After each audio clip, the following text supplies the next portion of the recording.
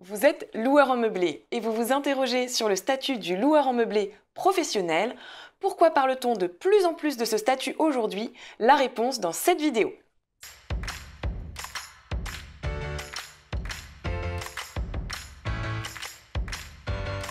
C'est en février 2018 que le Conseil constitutionnel a abrogé la condition d'inscription au registre du commerce et des sociétés pour avoir le statut de loueur en meublé professionnel. La loi de finances pour 2020 a supprimé également cette condition dans le CGI, le Code général des impôts.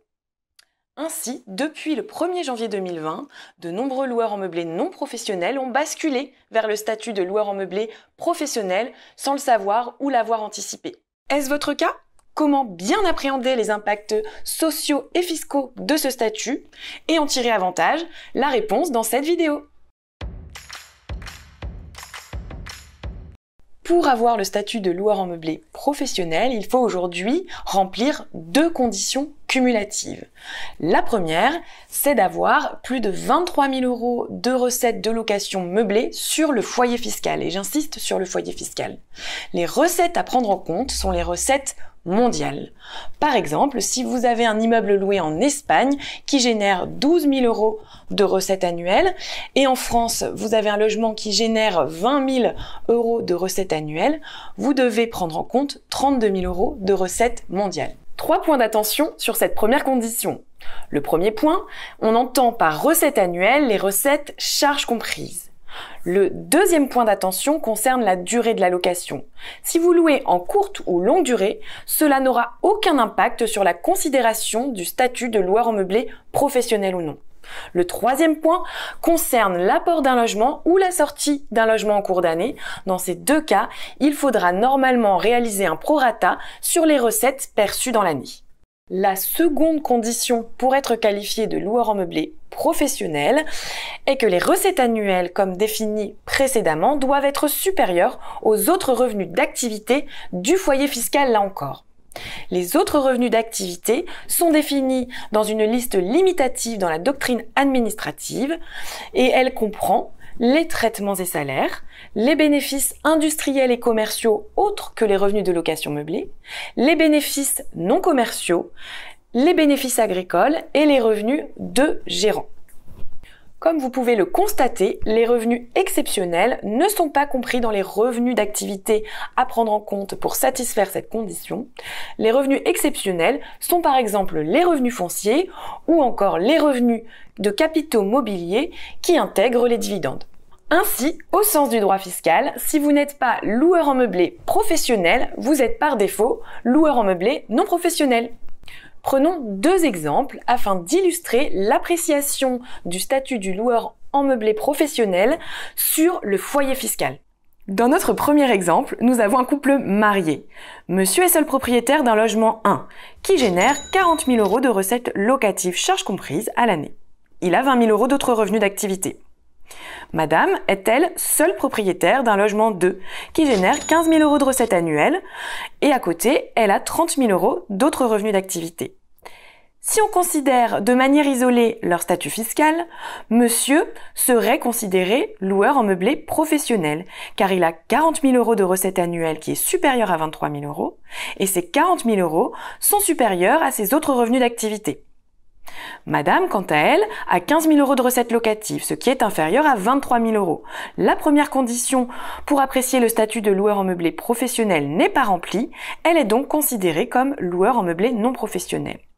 Toutefois, ils sont mariés et donc ont le même foyer fiscal. Donc, si l'on retient l'ensemble des recettes locatives des logements, soit 55 000 €, que l'on compare aux autres revenus d'activité, 50 000 €, les deux auront le statut de loueur en meublé professionnel. Dans notre second exemple, nous avons de nouveau un couple marié. Monsieur est seul propriétaire d'un logement 1 qui génère 15 000 € de recettes locatives charges comprises. À côté, il a 10 000 € d'autres revenus. Si on le considère seul, il serait donc loueur en meublé non professionnel, les recettes locatives étant inférieures à 23 000 €. Quant à madame, elle est seule propriétaire d'un logement 2 qui génère également 15 000 € de recettes annuelles. À côté, elle a 15 000 € d'autres revenus. Si elle était seule, elle serait également loueur en meublé non professionnel. De nouveau, les deux conditions s'apprécient au niveau du foyer fiscal, on l'a dit.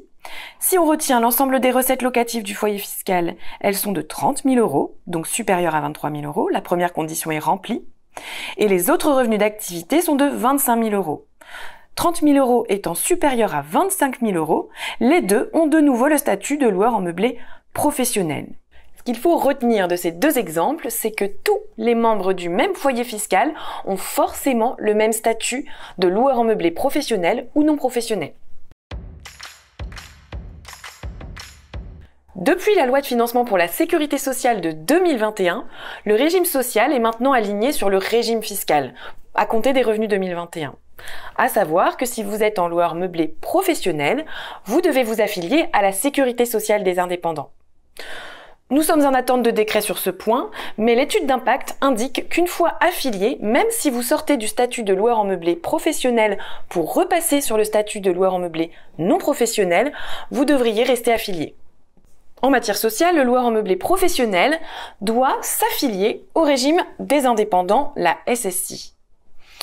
Mais quels sont les points à retenir sur ces fameuses cotisations sociales? Tout d'abord, le taux. Il est compris entre 25 et 40% en fonction du résultat fiscal de l'activité. Ces cotisations sont productives de droits différés, en matière de maladie ou de retraite par exemple. Ces cotisations sont par contre déductibles du résultat fiscal et c'est important de le souligner. La base de calcul de ces cotisations est également le résultat fiscal après cotisation, pour ne pas payer des cotisations sur des cotisations. Le dernier point, c'est qu'il y a quand même une base minimum de 1 145 € si vous êtes déficitaire ou avec un résultat à zéro. Par comparaison, si vous êtes loueur en meublé non professionnel, vous êtes soumis aux prélèvements sociaux, au taux de 17,2%. Ces prélèvements sont assimilables à de l'impôt. Ils sont calculés sur le résultat fiscal après imputation des déficits antérieurs de l'activité et il y a, contrairement aux cotisations sociales, absence de base minimum, c'est-à-dire que si vous êtes en déficit, vous ne payez pas de prélèvements sociaux. Il est important de souligner que ces deux prélèvements sont alternatifs. Si vous devez payer des cotisations sociales car vous êtes loueur en meublé professionnel, vous ne paierez évidemment plus de prélèvements sociaux. Petite illustration de l'évolution de ce fameux taux de cotisation à la sécurité sociale des indépendants. Vous pouvez remarquer sur cette courbe que le taux est élevé pour les résultats faibles, mais décroît rapidement jusqu'à environ 5 000 € de bénéfice fiscal de l'activité de location meublée. En effet, ce taux passe de près de 40% à 25% entre 4 500 € et 150 000 € de résultat fiscal. Il est en diminution de 1% par tranche de 50 000 € au-delà de 150 000 € de résultat fiscal. Pour nuancer l'impact social du statut du loueur en meublé professionnel, rien ne vaut un exemple. Nous sommes dans le cas d'un propriétaire avec un taux marginal d'imposition de 30%. Son activité de location meublée génère un bénéfice fiscal de 5 000 €. S'il est loueur en meublé non professionnel, il est soumis aux prélèvements sociaux, je le rappelle. Le résultat imposable à l'impôt sur le revenu sera de 4 660 €, c'est-à-dire 5 000 € de bénéfice fiscal, moins la CSG déductible sur les prélèvements sociaux de 340 €. L'imposition sur le revenu sera au taux de 30%, soit 1 398 €.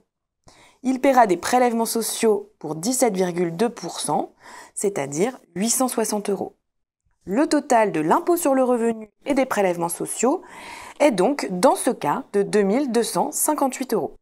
Si par contre il est loueur en meublé professionnel, il devra s'affilier au régime des indépendants et payer des cotisations sociales. Il a un résultat fiscal avant cotisation sociale de 5 000 €, je le rappelle. Les cotisations sociales au régime SSI seront de 38% dans ce cas, soit 1 917 €, incluant 133 € de CSG non déductible. Ainsi, la base imposable à l'impôt sur le revenu est de 3 216 €, soit 5 000 moins les cotisations sociales 1 917 €, plus la CSG non déductible à réintégrer de 133 €. Dans ce cas, il paiera au taux de 30% 965 € d'impôt. Le total dans ce deuxième cas d'impôt sur le revenu et de cotisation sociale est donc de 2 882 €. Il serait tentant de penser qu'entre les prélèvements sociaux à 17,2% et les cotisations sociales au régime de la sécurité sociale des indépendants à 38%, le propriétaire paiera 21% de plus, soit 1 050 € si il est LMP. En réalité, le coût social et fiscal est de 45% en loueur meublé non professionnel et seulement de 57% en loueur en meublé professionnel, soit une différence de 12% et non de 21%, car les cotisations sociales au régime de la sécurité sociale des indépendants sont déductibles du résultat fiscal. Pour compléter, si notre propriétaire réalisait un déficit fiscal de 2 000 € sur son activité de location meublée, les calculs seraient différents. En effet, s'il est loueur meublé non professionnel, il ne paierait pas de prélèvements sociaux. Par contre, s'il est loueur meublé professionnel, il devra payer le forfait minimum de 1 145 € à la sécurité sociale des indépendants. Le résultat imposable à l'IR serait donc un déficit de moins 3 145 €, ce qui permet de réaliser une économie d'impôt de 943 €. Ainsi, le total d'impôt sur le revenu et de cotisation sociale est seulement de 202 €. Ainsi, en cas d'activité de loueur en meublé professionnel déficitaire, et grâce à l'économie d'impôt réalisée par le déficit fiscal, le coût supplémentaire de l'affiliation à la sécurité sociale des indépendants est seulement de 202 €, mais je le rappelle, les cotisations sont génératrices de droits différés en maladie ou en retraite. Passons maintenant aux impacts fiscaux du statut du loueur en meublé professionnel. Et commençons par les similitudes avec le statut de loueur en meublé non professionnel. La première similitude réside dans l'imposition des bénéfices à l'impôt sur le revenu. Ces bénéfices sont soumis au barème progressif, au taux marginal d'imposition, quel que soit le statut. La deuxième similitude, c'est l'amortissement. La règle à appliquer, c'est l'amortissement par composant et également le respect du plafonnement en vertu de l'article 39C du Code général des impôts. À ce titre, je vous invite à visionner la vidéo sur l'amortissement sur notre chaîne YouTube. Analysons maintenant les différences avec le statut de loueur en meublé non professionnel. Il y en a 3. La première concerne l'impôt sur la fortune, l'IFI. La deuxième différence concerne les déficits fiscaux. Et enfin, la troisième concerne le régime des plus-values applicables en cas de cession de logement. Concernant l'impôt sur la fortune, l'IFI, si vous êtes loueur en meublé non professionnel, aucune exonération possible. Par contre, si vous êtes loueur en meublé professionnel, normalement pas d'exonération, sauf à prouver à l'administration fiscale que l'activité de location meublée est votre activité principale. Si par exemple vous avez un CDI à temps plein à côté de votre activité de location meublée, il sera difficile de démontrer cette condition. Au sujet des déficits fiscaux maintenant, si vous êtes loueur en meublé non professionnel, vos déficits de location meublée ne peuvent s'imputer que sur vos bénéfices futurs de location meublée non professionnelle pendant 10 ans. Si vous êtes loueur en meublé professionnel, les déficits générés sous ce statut peuvent s'imputer sur vos autres revenus d'activité, les revenus globaux, et cependant 6 ans et sans limite de montant. Pour finir sur le régime des plus-values, ce dernier est qualifié l'année de calcul de cette plus-value. Si vous êtes loueur en meublé non professionnel au moment du calcul, c'est le régime des plus-values immobilières des particuliers qui s'applique. À ce sujet, consultez notre vidéo YouTube. Si vous êtes loueur en meublé professionnel, l'année de calcul de la plus-value, c'est le régime des plus-values professionnelles qui s'appliquera. Dans ce cas, il faut calculer une plus-value à court terme et une plus-value à long terme avec des régimes d'imposition différents. Des exonérations sont possibles si vous avez au moins 5 ans de régime LMP, pas forcément consécutif, mais également sous condition de recette. Vous l'avez compris, l'appréciation du statut de loueur en meublé professionnel se fait d'année en année. Il est donc possible d'alterner entre les statuts de loueur en meublé professionnel et non professionnel. Pour récapituler, confrontons une dernière fois les deux statuts de loueur en meublé non professionnel et professionnel, au regard des différents critères déjà évoqués. Concernant les cotisations sociales, le statut de loueur en meublé non professionnel semble plus intéressant car les prélèvements sociaux sont moins coûteux par rapport aux cotisations sociales, malgré que celles-ci soient déductibles du résultat fiscal et qu'elles sont productives de droits différés. Pour l'imposition des bénéfices et la méthode d'amortissement, aucune différence entre les deux statuts. Concernant l'impôt sur la fortune et les déficits fiscaux, c'est le loueur en meublé professionnel qui gagne le match, car une exonération est possible sur l'impôt sur la fortune et les déficits fiscaux générés sous ce statut sont imputables sur les revenus globaux. Pour les plus-values, le statut de loueur en meublé professionnel n'est intéressant que si 5 années d'activité de location meublée ont été réalisées sous ce statut et sous condition de recette. J'espère maintenant que ce statut du loueur en meublé professionnel est plus clair pour vous et je vous dis à bientôt pour une prochaine vidéo.